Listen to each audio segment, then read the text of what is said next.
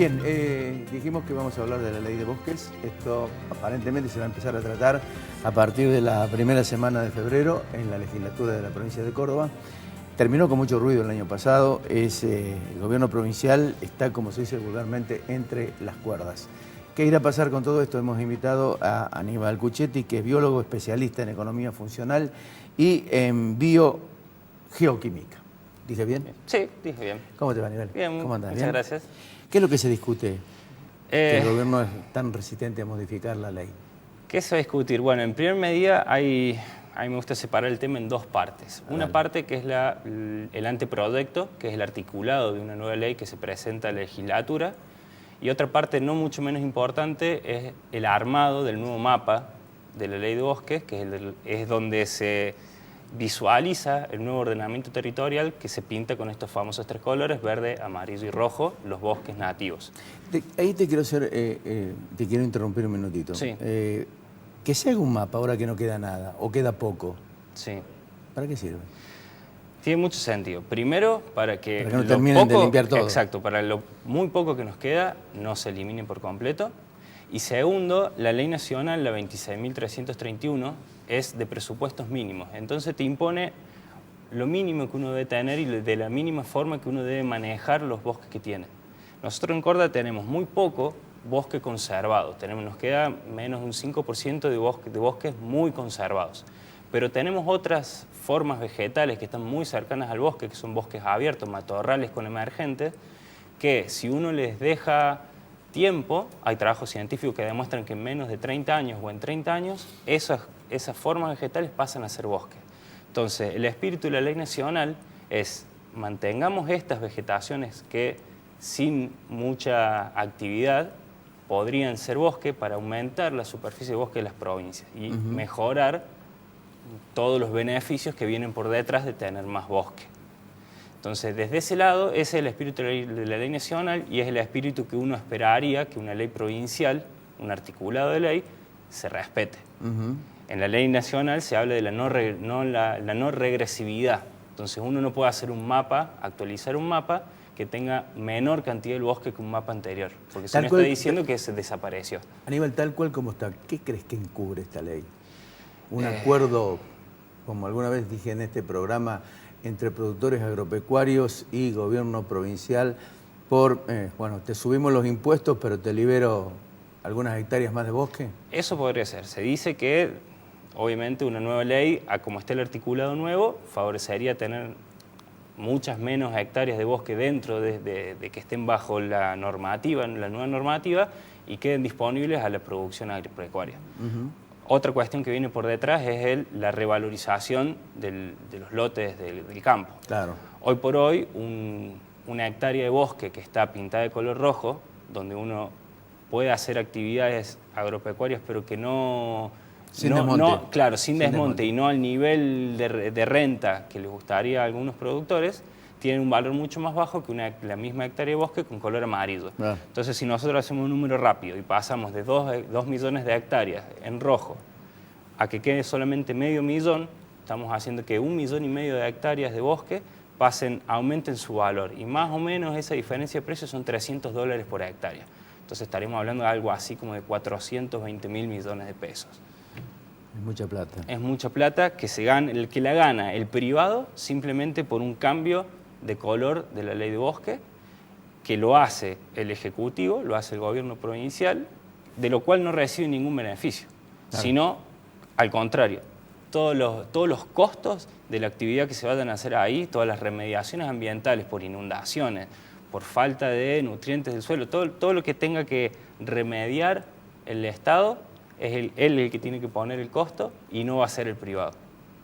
La semana pasada estuvieron aquí Lucas Maranchino y Marina Mío del este de la provincia de Córdoba, Las Varillas y San Antonio de Litín. Dice que hay que cambiar la forma del uso del suelo. Exacto. O sea, para tratar de evitar que este proceso de inundaciones se siga produciendo. Bien. Que va a llevar muchos años, pero que evidentemente hay que empezar por eso. Es muy difícil. Hay distintas formas, muchísimos países ya lo hacen, manejan de distintas cuestiones su territorio para poder ayudar y evitar inundaciones.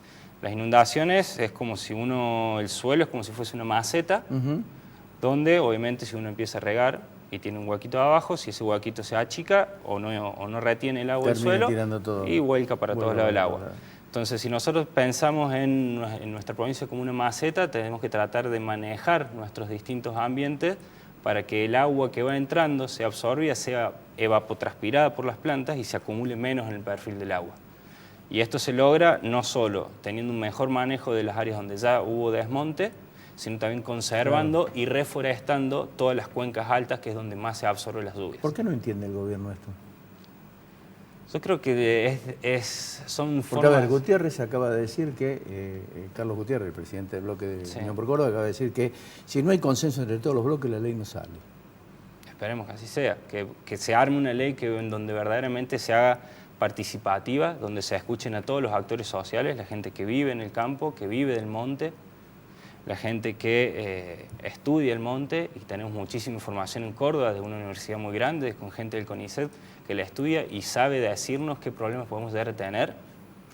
Tenemos muchísimos organismos internacionales, el Banco Mundial había avisado que en Argentina podríamos tener muchos problemas de inundación a causa de los desmontes, y la información científica muchas veces aclara, pero al mismo tiempo incomoda. Incomoda a mucha gente que quiere hacer algún uso o aprovecharse de ciertos beneficios del ambiente. Es que ya se hizo el aprovechamiento del ambiente, porque la tala ya se produjo durante casi 20 años de gobierno de Unión por Córdoba, y ahora se acuerda de una ley para tratar de mitigar lo que ya está hecho. Exacto. Sí. Hoy por hoy, si uno ve cómo se fue desmontando en los últimos 25 años, de los cuales la Argentina está dentro de los 10 países donde más se desmontó, uno puede ver claramente que a pesar de la ley del 2009, siguió habiendo un retroceso en las superficies de bosque, que obviamente algunos fueron con planes de manejo, otros fueron ilegales. Y de ahí pasaba la parte de cómo elaboramos un mapa, de qué información ponemos para sacar un mapa. Ahí está también algo muy importante tener en cuenta, es decir, qué información yo pongo, por ejemplo con esto, qué desmontes hubo, cuáles fueron aprobados, cuáles fueron ilegales, una capa muy importante. Claro. Y en lo que se plantea en este nuevo mapa que se quiere hacer, que no tiene conocimiento público, nosotros no lo pudimos ver y muy poca gente dice que lo vio. Así es. Una de las capas muy importantes es los desmontes ilegales. Y quieren poner una capa que es de la Policía Ambiental. Está bien, es el organismo que tiene ese dato, pero es un organismo que se creó recién en 2014. Entonces, de 2009 a 2014 estamos dejando un agujero de información en nuestro mapa. Nuestra ley es de 2009. Claro. Nosotros la información que tenemos que usar de desmonte ilegal es de 2009 a 2016. ¿Por qué no se tomó la denegación? ¿Por qué no se toma la denegación? Sí. En teoría porque también el mapa que se creó no se perdió este GIS a través del cual se formó. Entonces ahora el discurso es no podemos tomar medidas a través de un JPG. El JPG es lo que quedó en manos, claro. Pero el JPG se formó con un GIS, con esta herramienta que ahora dicen, tenemos la nueva herramienta. No, ya estaba antes. El problema es que desapareció esa información y quedó solamente una foto, y a través de una foto de poca resolución claro, no podés tomar vos resolución. Ahora, hay otro dato significativo. El problema es que haya ley. El tema es, ¿se respeta después la ley porque los controles son inexistentes? Los controles son pocos, hay pocos recursos, es una provincia muy grande y la Policía Ambiental de por sí no tiene muchos recursos, no tiene muchos móviles para poder estar. Y el otro problema es que uno casi siempre desmonta, cuando se da cuenta de un desmonte... Pero si hay una decisión política de tener una ley, de evitar el desmonte, los recursos están. Hay un presupuesto que puede asignar recursos para tratar de evitar el desmonte. El problema es que se debe entender o se debe de alguna manera suponer o presuponer de que si no se hizo antes, no ha sido por falta de recursos, ha sido por intereses de un sector y otro. Ese puede ser un motivo. El otro motivo también fue que desde Nación están los fondos, pero como Córdoba no tenía reglamentada su mapa y tenía un mapa no armado de acuerdo a los criterios que establece la ley nacional y el COFEMA, no se le autorizaba para girar los fondos. Entonces en Córdoba quedaba vacío el hecho de querer defender los bosques porque el gobierno no tenía fondos para poder pagarle al que tenga. Mira, eso es relativo, es una excusa que no se sostiene desde el punto de vista presupuestario ni financiero. No, exacto. Se gastaron 1.583 millones de pesos en sobreprecios de la obra pública en 3 años. Exacto. Decir, yo no estoy diciendo que falten fondos, simplemente yo estoy diciendo que había ciertas cuestiones de las cuales se agarran para decir, bueno, si estaba Es más, pasando te lo o traslado a otro lado, de no hacer que la ley verdaderamente funcione. para de alguna manera certificar lo que vos decís y para contrarrestar la opinión del gobierno. Es decir, acá se hicieron obras o se pagaron, digamos, dineros a la caja de jubilaciones que después fueron reintegrados por el gobierno nacional.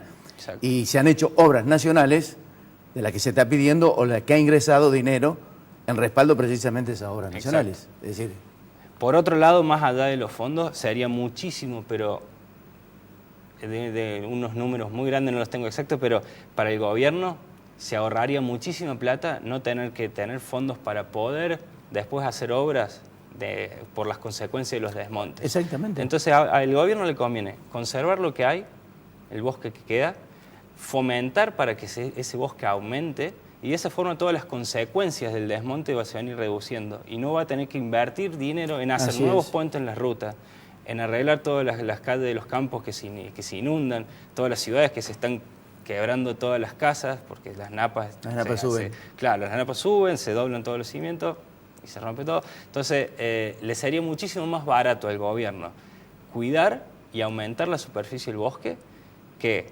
seguir alentando un desmonte, claro, y tener que ellos después poner la plata para remediar todos los costos asociados a ese desmonte. Aníbal, la vamos a seguir. Espero porque que sí. Esto es interesantísimo. Seguro, todavía queda muchísima tela para cortar. No, y además vamos a seguir porque, bueno, hay que ver cómo llegan al consenso Unión por Córdoba con el resto de los bloques y con la mesa de enlace. Exacto. Que dice estar de acuerdo con muchas cuestiones del foro ambiental y critica a Schiaretti, lo critica a como es a Schiaretti, a Busso y a Gutiérrez. Exacto. Es decir, uno no sabe si están a favor, están en contra, cuál es lo que les molesta, qué es lo que no les molesta. Volvemos al principio. Presuponemos que algo ocurrió entre ese sector y el gobierno provincial. Gracias, Aníbal. Muchas gracias. Cuando regresemos...